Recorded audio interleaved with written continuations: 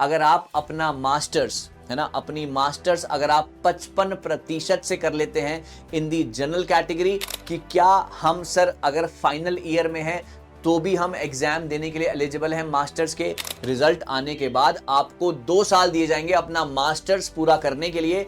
तब तक के लिए आपका जो एडमिशन होगा एज अ यूजीसी नेट में, यूजीसी नेट की कोई भी अपर एज लिमिट नहीं है। अगर आप 50 इयर्स के हैं, 55 इयर्स के हैं, 40 इयर्स के हैं, क्या आप भी यूजीसी नेट का एग्जाम देना चाहते हैं दिसंबर 2025 में? क्या आप भी बिल्कुल नए तरीके से अपनी प्रिपरेशन स्टार्ट करना चाहते हैं? क्या आपको कोई भी आइडिया नहीं है कि किस तरीके का ये एग्जाम होता है, क्या क्या चीजें यहां पर जरूरी हैं? इन सभी सवालों के जवाब मैं यहां पर लेकर आया हूं और आपको एक एक करके उन सभी बातों के बारे में बताऊंगा जो कि आपको पता होनी चाहिए अगर आप दिसंबर 2025 का एग्जाम देना चाहते हैं।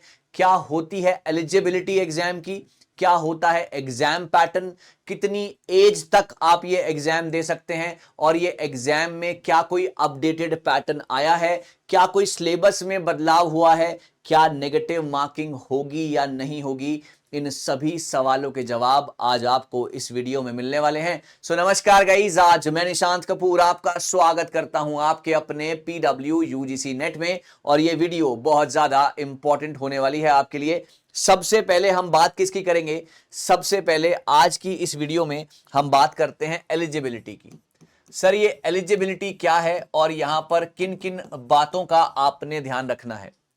पहले एलिजिबिलिटी क्या होती थी? पहले एलिजिबिलिटी सिर्फ एक तरीके से होती थी, अगर आप अपना मास्टर्स है ना, अपनी मास्टर्स अगर आप 55% से कर लेते हैं इन दी जनरल कैटेगरी, और रिजर्व्ड कैटेगरी से अगर आप 50% से अपनी मास्टर्स करते हैं तो आप एलिजिबल हो जाते हैं। लेकिन अब with the time student centric approach को बढ़ावा दिया जा रहा है ताकि स्टूडेंट्स के लिए और ज्यादा रास्ते खोले जाएं। तो अब यह बात है कि अगर आप 4 साल का इंटीग्रेटेड कोर्स बैचलर्स का करते हैं तो भी आप इसके लिए एग्जाम देने के लिए एलिजिबल हैं, या फिर आपने किया हुआ है बीटेक जो कि 4 साल का होता है, वहां पर भी आप इस एग्जाम के लिए एलिजिबल हो जाते हैं। तो यहां पर बात सुनिएगा, मास्टर्स में आपके 55% मार्क्स होने चाहिए फॉर दी जनरल कैटेगरी, और अगर आप किसी रिजर्व्ड कैटेगरी को बिलोंग करते हैं तो वहां पर आपके 50% होने चाहिए। ओबीसी, आपका एससी एसटी है ना, ईडब्ल्यूएस, यहां पर करेक्ट। ये हो गया आपका एलिजिबिलिटी क्राइटेरिया जो कि आपको ध्यान में रखना है। अगला सवाल एक $1 मिलियन सवाल है जो कि बच्चों के मन में आया कि क्या हम सर अगर फाइनल ईयर में हैं तो भी हम एग्जाम देने के लिए एलिजिबल हैं मास्टर्स के? ये बिल्कुल सही बात है। अगर आप अपने मास्टर्स के फाइनल ईयर में हैं या आपने एनरोल कर लिया है, आप सेकंड सेमेस्टर में हैं, तो भी आप एग्जाम देने के लिए बिल्कुल एलिजिबल हो जाते हैं। इस बात का आपने ध्यान रखना है। जो लास्ट टाइम नोटिफिकेशन आया था उसमें कुछ ऐसे बदलाव जरूर देखे गए थे, लेकिन अंत में वही हुआ कि अगर आप मास्टर्स में एनरोल कर चुके हैं या आप अपने फाइनल ईयर में हैं तो आप एग्जाम दे सकते हैं। एग्जाम देने के बाद, रिजल्ट आने के बाद आपको 2 साल दिए जाएंगे। रिजल्ट आने के बाद आपको 2 साल दिए जाएंगे अपना मास्टर्स पूरा करने के लिए। तब तक के लिए आपका जो एडमिशन होगा एज अ यूजीसी नेट में वो प्रोविजनल बेसिस पर होगा, है ना। वो एक कंडीशन पर होगा कि अगले 2 साल में आपने अपना मास्टर्स पूरा करके दिखाना है। आई होप एलिजिबिलिटी वाली चीज जो है सभी को क्लियर हो गई होगी। अगली चीज जिस पे हम चलेंगे गाइज वो है आपकी एज लिमिट। अगली चीज जिस पर हम चलेंगे वो है बेटे आपकी एज लिमिट। अब ये एज लिमिट का क्या सिनेरियो है? एज लिमिट का ये सिनेरियो है कि अगर आप जनरल कैटेगरी के हैं, अगर आप जनरल कैटेगरी के हैं तो आपकी जो अपर एज है वो है 30 years for JRF. 30 years for JRF, इस बात का ध्यान रखिएगा। यूजीसी नेट की कोई भी अपर एज लिमिट नहीं है। अगर आप 50 इयर्स के हैं, 55 इयर्स के हैं, 40 इयर्स के हैं, आप यूजीसी नेट का एग्जाम कभी भी दे सकते हैं, आप उसके लिए एलिजिबल हैं। लेकिन जब फॉर्म फिल करेंगे उसमें आएगा नेट और जेआरएफ, आप वहां पर सिर्फ नेट के बारे में ही फिल करेंगे अगर आप 30 साल क्रॉस कर चुके हैं तो। करेक्ट है।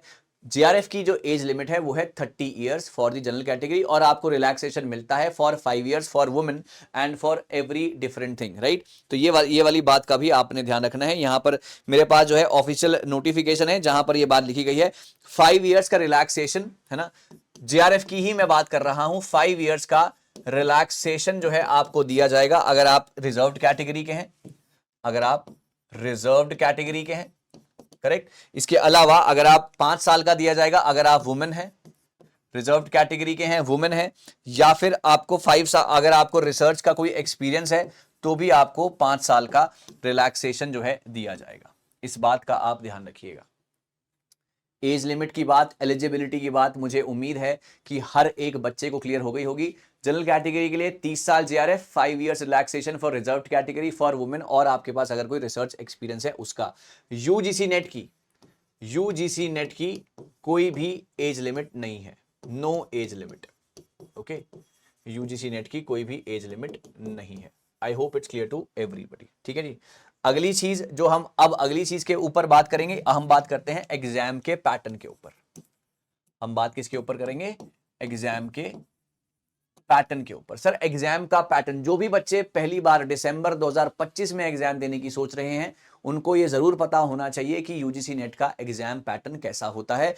यहां पर अभी बहुत बड़े मेजर चेंजेस नहीं देखे जा रहे हैं एग्जाम के अंदर। तो December 2025 is a golden chance for those people who want to be the assistant professor of the country और want to do the PhD with the JRF, right. So यहां पर क्या है, एग्जाम पैटर्न क्या होता है गाइस, यहां पर आता है पेपर 1, है ना, जिसमें आते हैं आपके 10 यूनिट्स, जिसमें से है आपका टीचिंग एप्टीट्यूड, आपका रिसर्च एप्टीट्यूड, आपका कम्युनिकेशन, है ना, आपका जो है higher education, ICT, people environment, right, maths, reasoning, DI, right, research, reading comprehension और लॉजिकल रीजनिंग।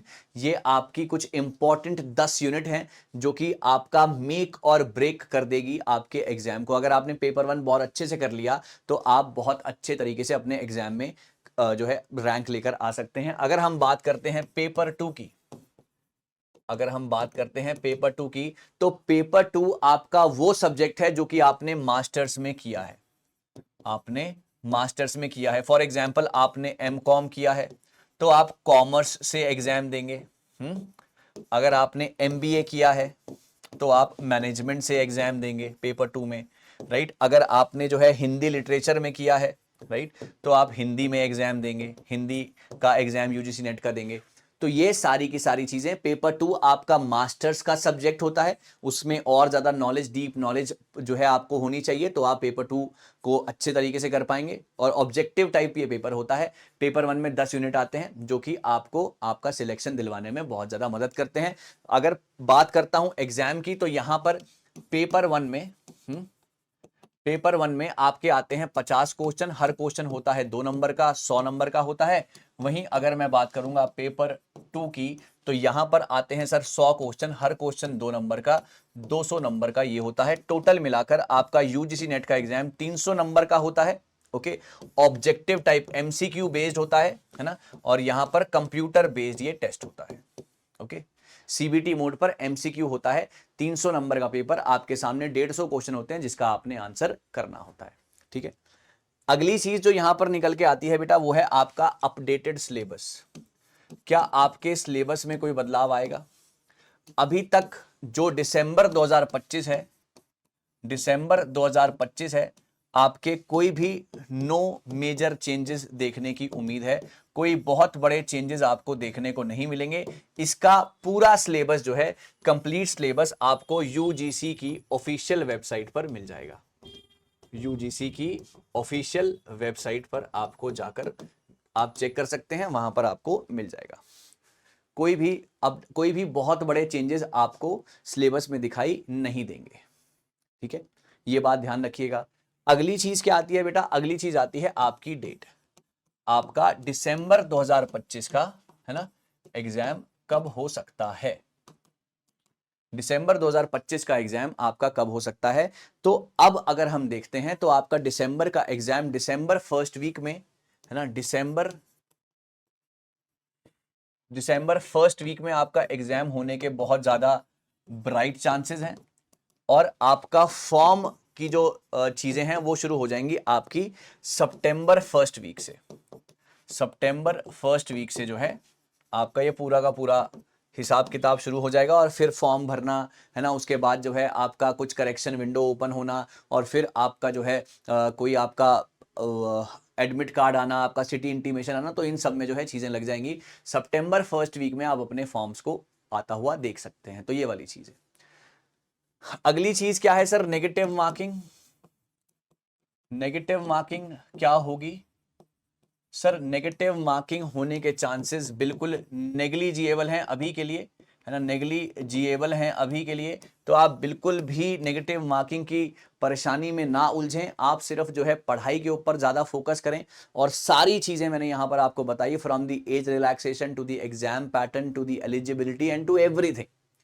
ओके, सब कुछ मैंने यहाँ पर बताने की आपको कोशिश की। यही चीज़ें हैं जो कि आपको जान लेनी चाहिए जब आप एग्जाम के लिए जा रहे हो, राइट। और हमारी क्लासेस जो है बेटा, हमारी क्लासेस होती हैं हर ट्यूसडे, हर थर्सडे, हर सैटरडे दोपहर को 12 बजे, जहां पर हम आपको कराएंगे higher education, ICT, people environment, maths, reasoning, DI. बाकी के 3 दिन गुलशन मैम की क्लासेस होते हैं, है ना, वो हमारी पेपर 2 की दूसरी फैकल्टी हैं। वो अपनी units teaching aptitude, reading comprehension, research aptitude, communication, logical reasoning, वो आपको कराएंगी, राइट। तो ये सारी की सारी चीज़ें हैं जो कि आपको पता होनी चाहिए और आपके बहुत ज़्यादा काम में आएंगी। सो नेगेटिव मार्किंग के ऊपर बात कर ली हमने, डेट कब होगी ये हमने बात कर ली। सिलेबस में कोई बड़े चेंजेस देखने को नहीं मिलेंगे। पेपर 1 पेपर 2 का क्या पैटर्न है ये मैंने आपको बता दिया, एग्जाम पैटर्न के बारे में मैंने आपको बता दिया, एज लिमिट के बारे में बात हो गई, एलिजिबिलिटी के बारे में बात हो गई, एंड हमने आपको हर एक वो डिटेल दी जो कि आपके एग्जाम के लिए बहुत ज़्यादा इंपॉर्टेंट है, right. So thank you so very much, all the very best. आपके जो भी डाउट्स हों related to December 2025, comment section खुला हुआ है, ज़रूर पूछेगा। हम ऐसे ही कुछ नया, कुछ बेहतरीन आपके लिए लाते रहेंगे। PW UGC नेट के साथ जुड़े रहिएगा। Thank you so much.